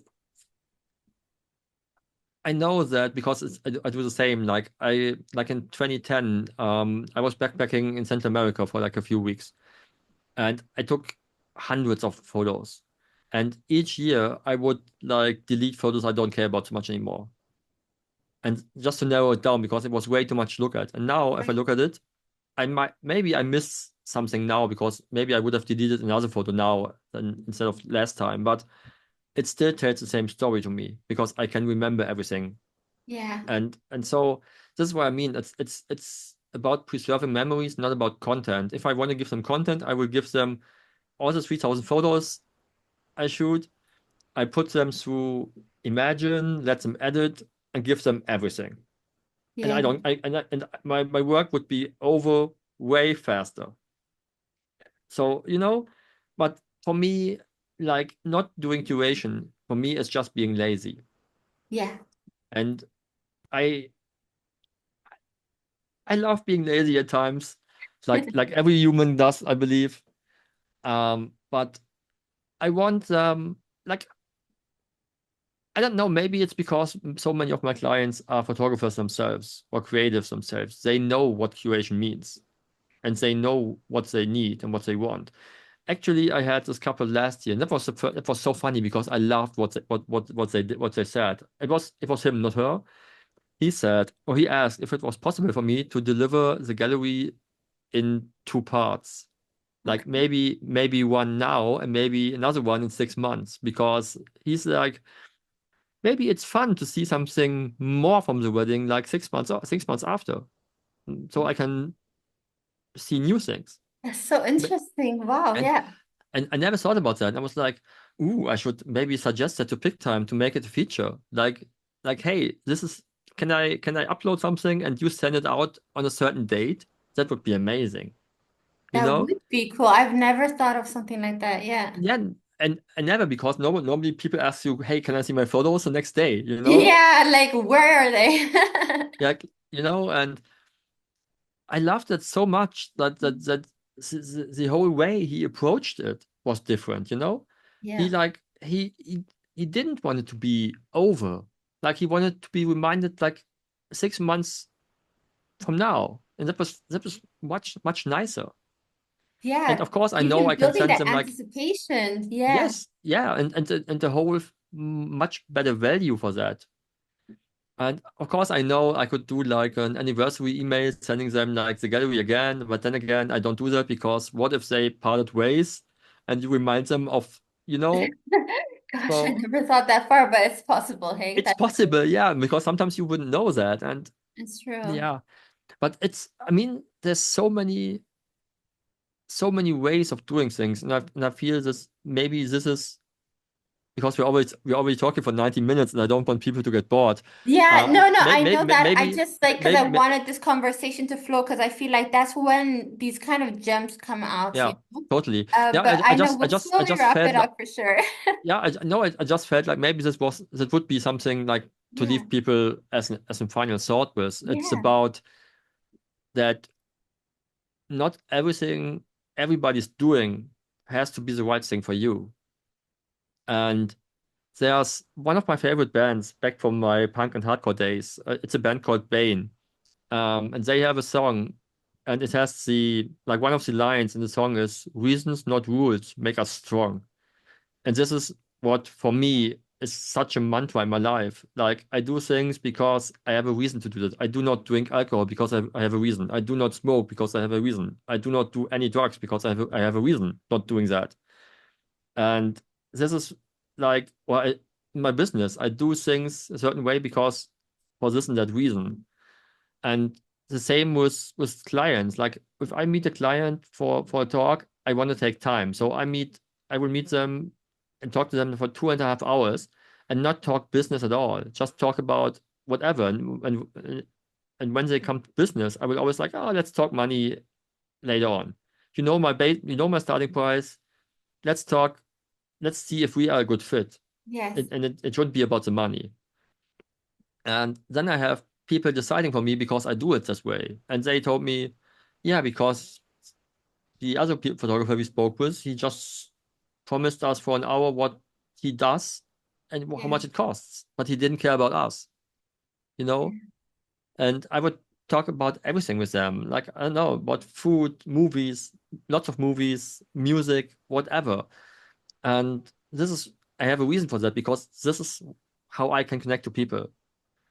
And I select a certain type of photo to be sent out because I can connect with the photo for several reasons, and I have my brand is built the way because I have reasons to do all that. I use like a certain font because it reminds me of something or it connects to something. Like I have colors because they draw back to like a record cover I like and they use the same colorways.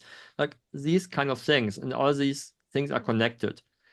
And I could list for most of these things I do, I could list out why I do that. And I feel that oftentimes if we would ask someone why they do it, they would say because someone else is doing it, you Because know?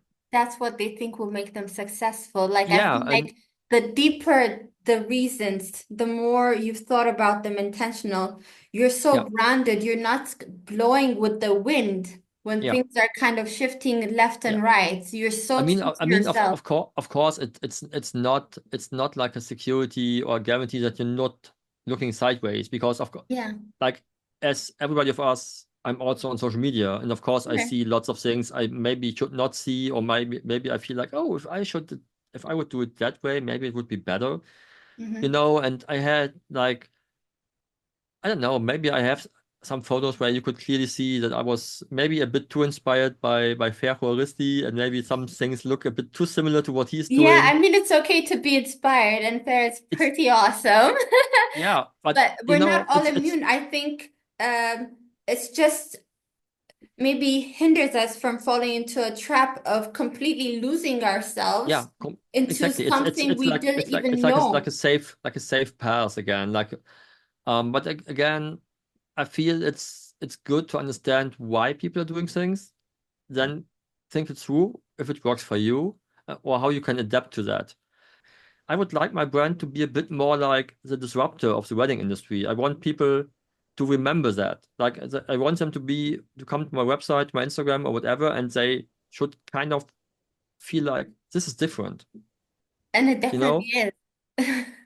Yeah, it's always hard to say from the inside, because you look at your own Yeah, but brand and for how it me works it is, so and much. I see it quite a bit, and I totally feel it. Even Yeah, like I absolutely loved earlier how I saw you had written something and with the word heart, it's like a beating heart. yeah, Dun, dun.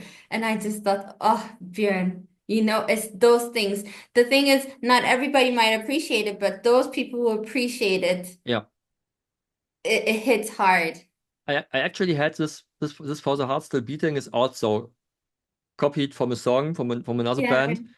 And I think in 2017 I used it the first time with this heartbeat where Yeah. I had a slideshow for a conference I was speaking at, and I had like more of the lyrics in a slideshow because the lyrics are I can't recall them completely now. So it's for those still breathing, for those still living, for the heart still beating. This is Right. like some parts of that. And so I had all of these coming up, and in the background I had like a sound effect of a beating heart, being Yeah. that's beating faster. And I feel that this was something where I tried to draw a connection from my brand to my history in like punk and hardcore culture. I I used to design record covers back in the days for those bands. I played in those bands. Yeah. And when Tim and I spoke about this, he basically mentioned some stuff that was so easy.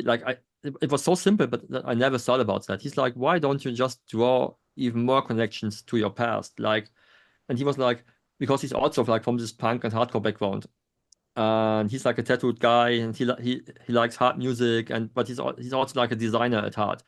And he's like, you have all those amazing illustrations. Like if you had given me like a patch with the illustration on it, I would have definitely sewed it on my jacket. You Yeah. know? And this is like total punk and hardcore background because this is what people were like. They were wearing t-shirts with drawings with all these things. And so I'm thinking of maybe doing some sort of like merchandise kind of thing for my That would be brand cool. because it's just like something different. I love And it. I'm at the moment I'm trying to think of if I can look at Hafenliebe or my brand or also my like for the Hustle Beating my educational part less as a brand but more as a band and Uh-huh. more as a culture, you Yeah. know? Yeah. So trying to be less salesy in like marketing ways, but more like creating a culture around it, especially in the wedding space. The only brand right now we try to draw outside from is Vogue because they come just from fashion and now it's Right. wedding. Like I don't know, like when I started shooting weddings, nobody cared about Vogue or weddings. Maybe Vogue didn't care about weddings, or maybe if it was like a really rich famous person. And Mm-hmm. now it seems like they found it as a new business model to Isn't market it? to They they are market to making wedding money. Yeah. photographers. Yeah, it's just they are making money off wedding photographers It's and true. wedding planners. I mean, the whole industry is shifting. I mean, of course, you now have like agencies representing wedding photographers. How crazy is that? I didn't even know about that. Are you There's serious? there's agencies representing luxury wedding photographers. Like maybe like a handful, maybe, but they Wow. are there. It's like it was in the I mean, it's a standard in the like for commercial photography. Okay. But in I commercial didn't even photography, it know. makes sense because you don't, as a photographer, you don't want to deal with Mm-hmm. like negotiations and you have your agent Contracts doing and all that. that. Mm-hmm. But maybe, I mean, of course, maybe it makes sense in the luxury niche again because the couple has a planner and maybe Yeah. then the planner negotiates with the agent of the photographer. And Could of course, it would be. be nice to not do that, but there's Yeah. there's like a big disconnect between the artist and the couple. Exactly. Like, Because I mean, or, it's or maybe, like maybe not. Maybe they get to talk about all the nice things, just not about the money. Maybe I mean that from that standpoint, it's nice perhaps, I mean, they to, know to more, just but to from just what have I've someone heard, say, to just have they someone show tell them, up. hey, Hmm. I will talk to you if you like sign my contract for like 10 grand minimum, and then we can talk. I mean, Yeah. how amazing would that be? Not to negotiate prices anymore, but it's something that wasn't there like a few years ago. It came up in the last maybe 2 years, maybe just now, because I just came across it about like a few months ago for the first time. Yeah, I mean, Um, it's just the fact that in life things change. You know what I mean? yeah, It's gonna shift. It's not gonna, but I think it's okay to talk about, hey, that we don't completely lose the plots here. yeah, You know what I mean? yeah. About I mean, what it's supposed to be at the core yeah. about. Yeah, I mean, of course, it's looking at Mhm. like I don't know, like how big is the luxury market in weddings really? I mean, if this is what's get pushed to us in front of our eyes in social media, maybe it's like what is it 5%, maybe less. It's true. It's It should also, be, it's hard to for us, decontextualize. it's omnipresent. But Hmm.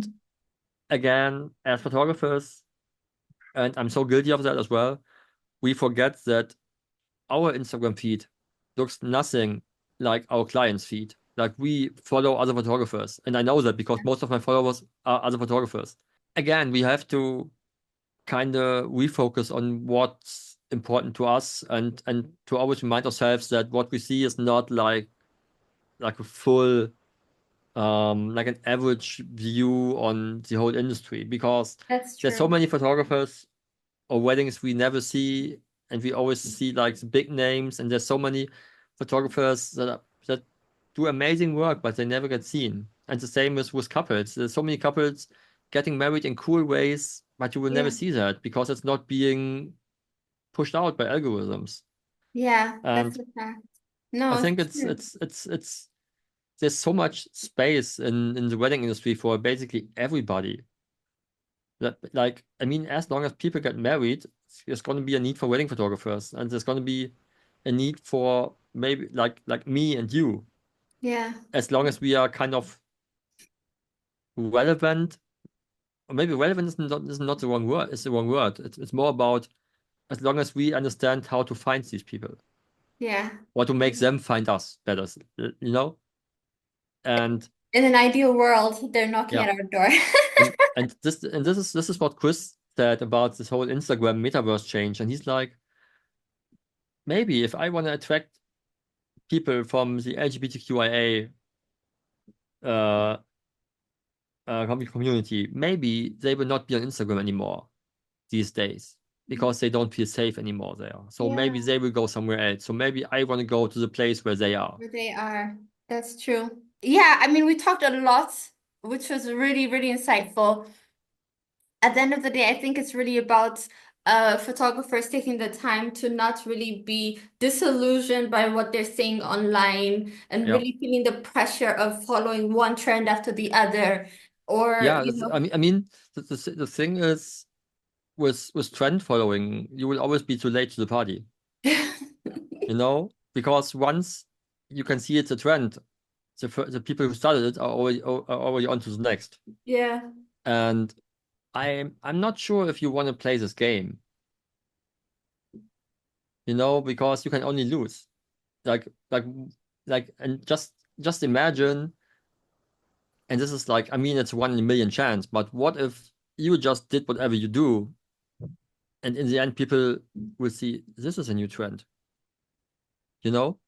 yeah, yeah. And unless, if it's really in the category of being a trend and then people move on from what you are Yeah. actually really doing, might be a bit problematic. But I think it's maybe focusing on something that's real and true to you, that has longevity, Yeah. and that you don't feel like also just watching out for your own mental health, you know what I Yeah. mean? Because, Most important thing, like yeah, I said, I mean, like I mentioned, my anxiety issues were not a fun game. So yeah, it's yeah. something we kind of forget. And it's also, I spoke with Jana about that recently when she was speaking about a colleague from her work that follows all those commercial productions that they make, because at the university they have lots of German like national sports athletes who study there.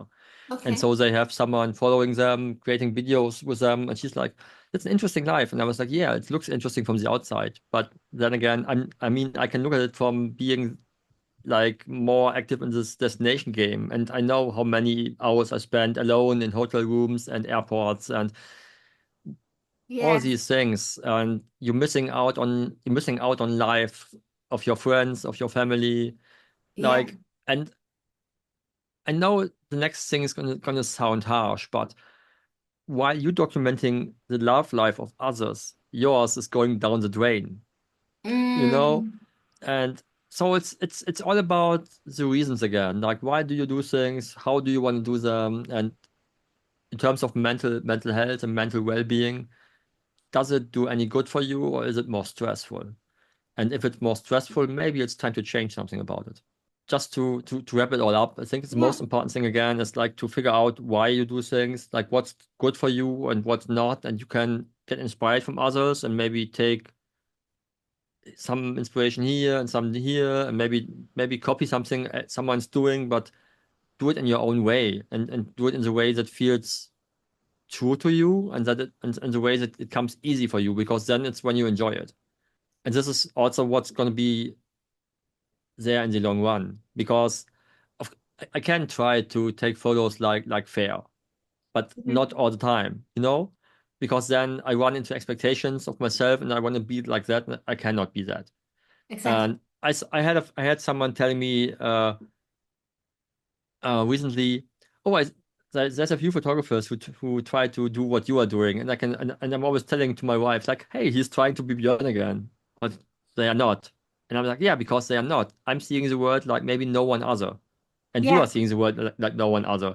And it's not something set of ego or arrogance. It's just because of acknowledging that we are all the same, but we are all different in what we see because we all have different experiences in life, and this is what makes us see things in a way, like the things that kind of get our attention. And it's the same thing with marketing. Like you, of course, I can go online and copy what someone else is doing in reels and making fun of it, but this will not be me. And the same is with everything. Like, you know, if you, let's say, you want to have your clients, you want them to be like motorcycle riding, heavily tattooed, whiskey drinking people who love photography, but they also go to the opera. You will not get these if you yourself listen to Schlager music, you know, Kind of a and go contrast and there. have like a Oktoberfest mindset. This is Yeah. not what attracts those people, you know? And if you, let's say you want to you want to attract someone who's into design and your website looks like a completely messy piece of crap, they will not stay on there because they cannot stand it. And so it has to fit, but it also has to fit to you. Like, I mean, I it's mean, you are you able, like, I'm sure you worked with photographers and helping them, yeah. guiding them, and finding this, like, you have a process, like, I know you do coaching. Can you talk to Mhm. us about, like, we talked a lot, but it's always individual, Yeah. right?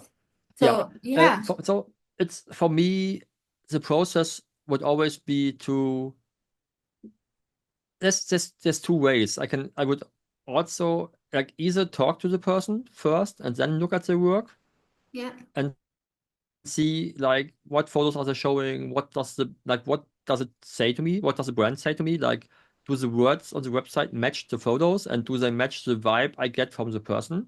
You hmm, know, because if someone's, I mean, of course, like you can be like that. Like my written word is also different. Like sometimes I write something more like more philosophical, poetical, but this comes out like by writing. It's not something I would say in real life.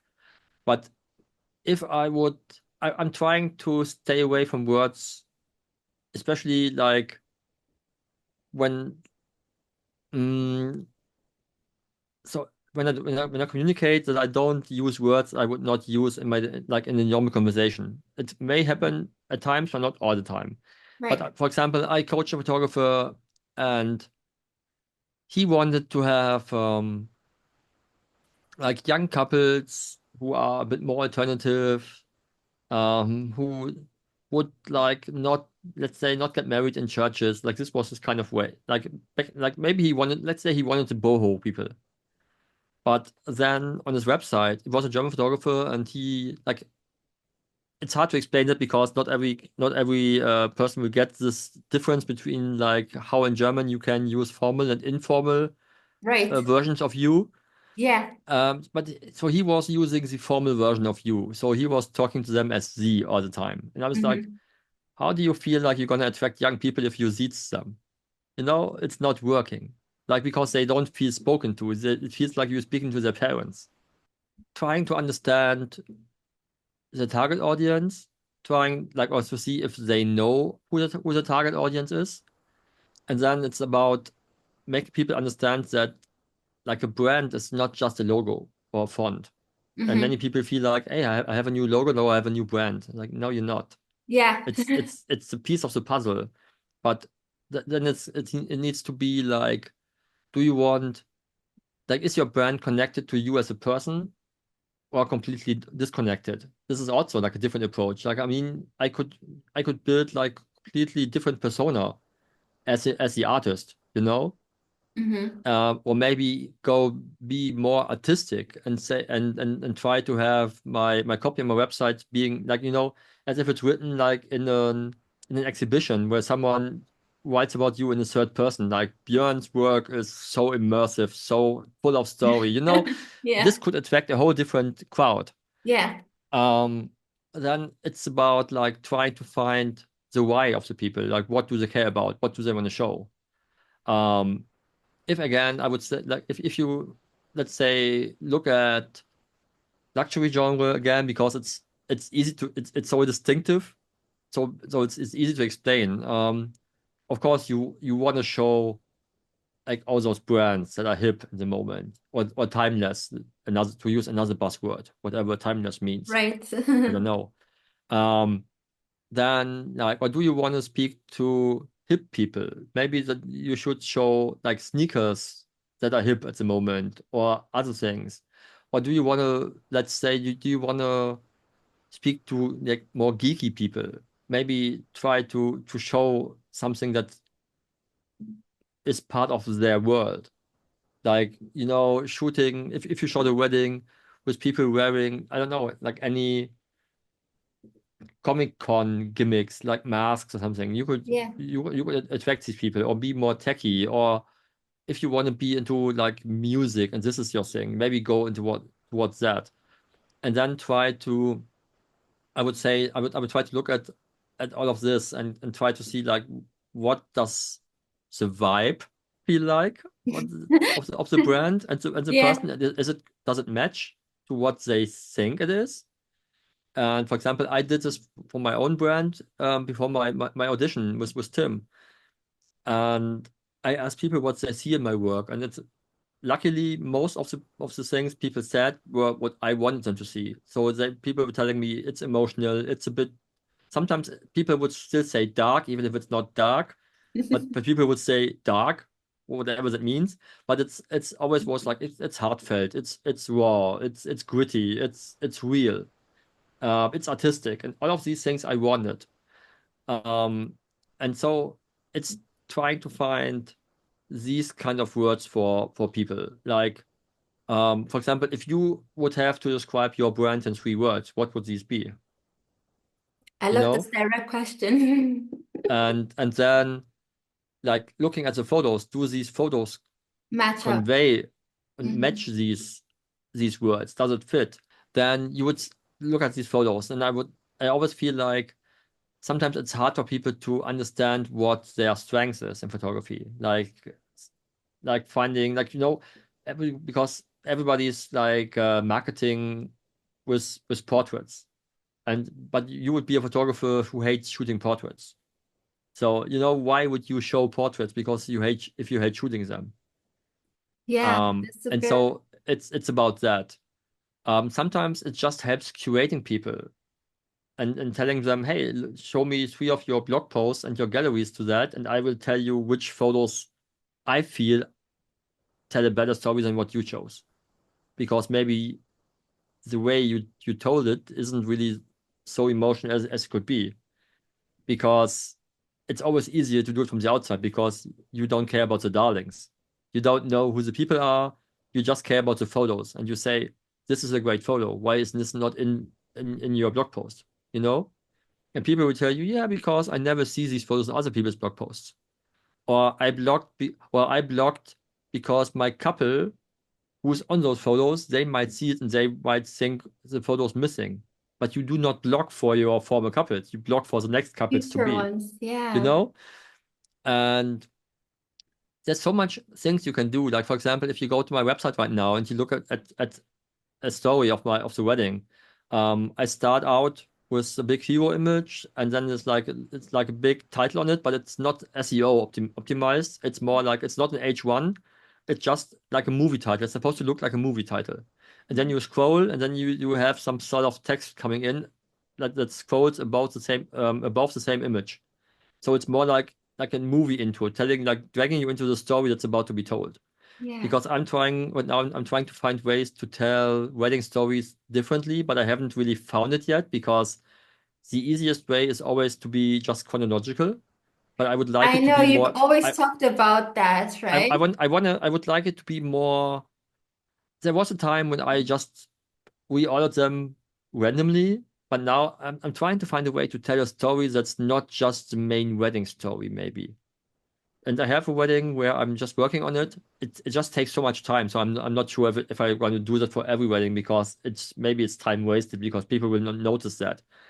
But it's something I'm thinking about because again, looking at from the movie perspective and trying to make it different, Mm-hmm. than because I'm looking at if I would be a couple trying to find a wedding photographer, and I would have been looking at, let's say, 10 websites, and everything is the same because using the same terminology. The standards, yeah. Everybody's structuring the story in the same way, but then everybody's a storyteller. So maybe giving a vibe is the easier option now. So like It that. could But be. but I think when I'm looking at photographers' works and portfolios in terms of branding or curating, it's about understanding who they are, who they want to attract, or sometimes even understand their capabilities as a photographer and or maybe as a human, because sometimes they are so good in connecting with people and but they're showing photos that are not really connected, you know? Mhm. Yeah, Um, and sometimes this is a sentence that photographers have a hard time with. Maybe sometimes it's not about what you show, maybe sometimes it's about what you do not show. yeah. It And all comes down to curating not yeah, only what goes in, but what yeah. should come out. I mean, if you, I've been into like I've been playing music in bands for a couple of years, and if you look at your favorite record, like if you are a person listening to music like in a like let's say in a selective way and not just listening to random playlists on Spotify or whatever. Right. Um, how many records of your favorite artists do you have? But not every song is a good song, because sometimes you have to have a record that's just it needs to have one more song because it has to be a certain length. Right. And it would be better if this one song would be off because then you would because there's this one song that you always skip, and it would be better if It it didn't wouldn't be on there. exist on it. Yeah. Yeah. And I mean, this song could be a different song for everybody, but for you, maybe this one doesn't, you don't need that one. And the same could be in photography. Like, why do I have to have this photo in my story? Is it really important? Like, or do I put it in because I don't know. I worked hard for that. Right. Or I know it's a good friend of the couple, but I've shown him like 6 times. Why should I show him a seventh time? And I know it's harsh because these people hire us to shoot their wedding and we feel like we should not miss out on anything and we want to give them everything. But they don't know what you shot. And they trust you because they like what you showed. Mm-hmm. And Yeah, I mean, from the weddings you showed in your portfolio, they don't know who these people are, who are their most favorite people. They like the photos.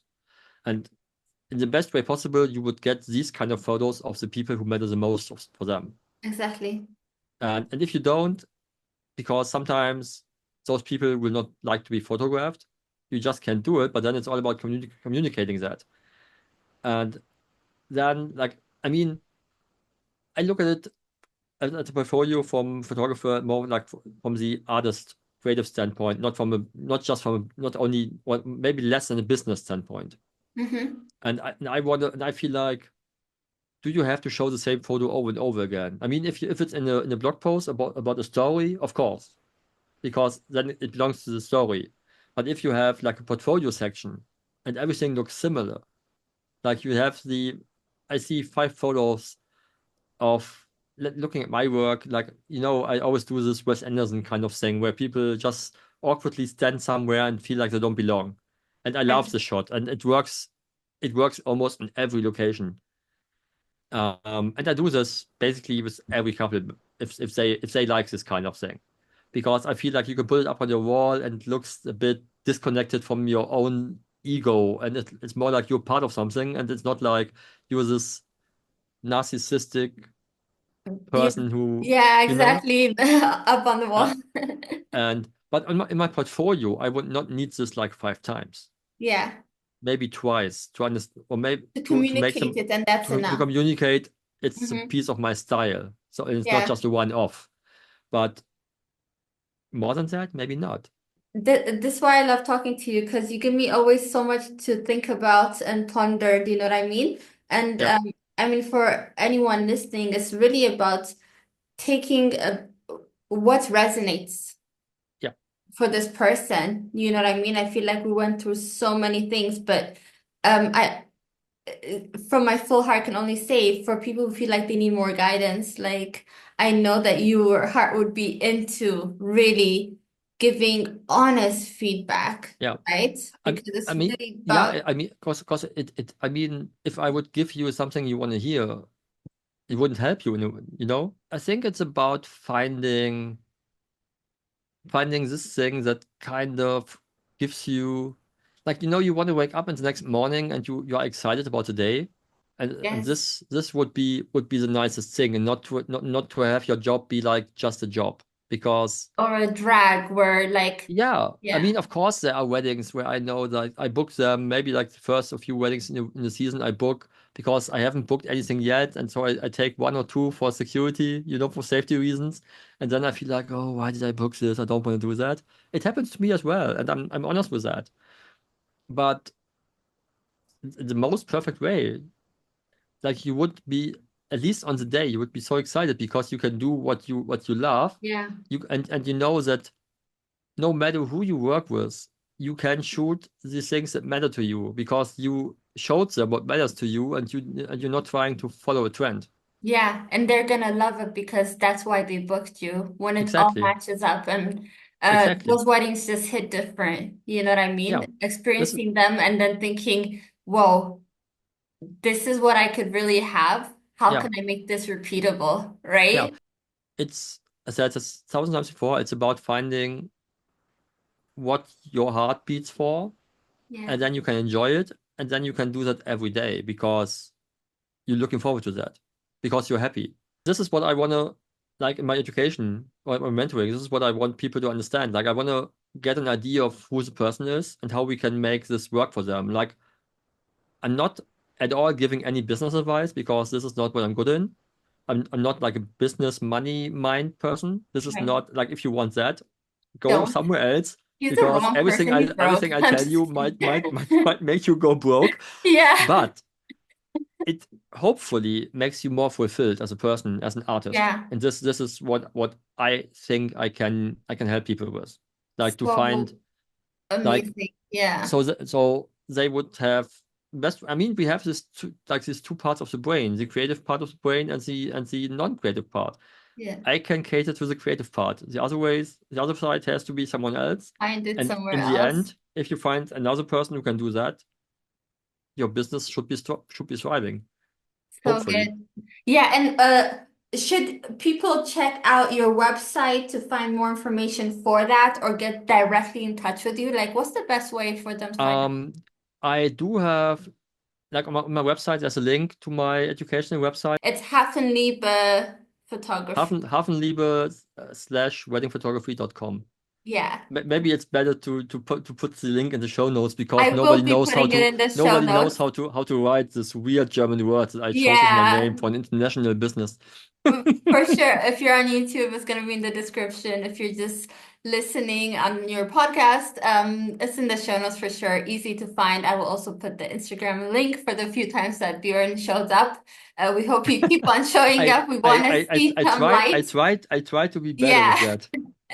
But yeah, it's like you said, it's like a hate relationship. Sometimes Yeah. I enjoy it, sometimes not. Then again, like, because as I said, I'm the spontaneous person, so at times I pre-plan my content, but then Yeah. again, I would prefer to choose a photo that I enjoy in the moment and write something that's going on in my mind at the moment. Sure. But as I try to curate my grid a bit more, now it's more about like which photos work together and to make the colors look cohesive, Yeah.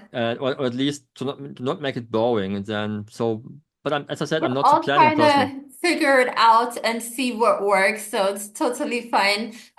The main thing is we're so glad to have you. I'm so glad to have you in this industry and have No, been I'm seen your happy to work. be able to talk to you time and time again. Oh, I appreciate it. I'm sure this won't be the last time, Björn. Thank you so much for chatting with me. I know this went on and on, but I did not want to stop. Do you know what I mean? Because I hope that people are not falling to sleep over and over again. I think they're gonna be totally fine. Thank you so much, and we're gonna do this again for sure. Thanks so much.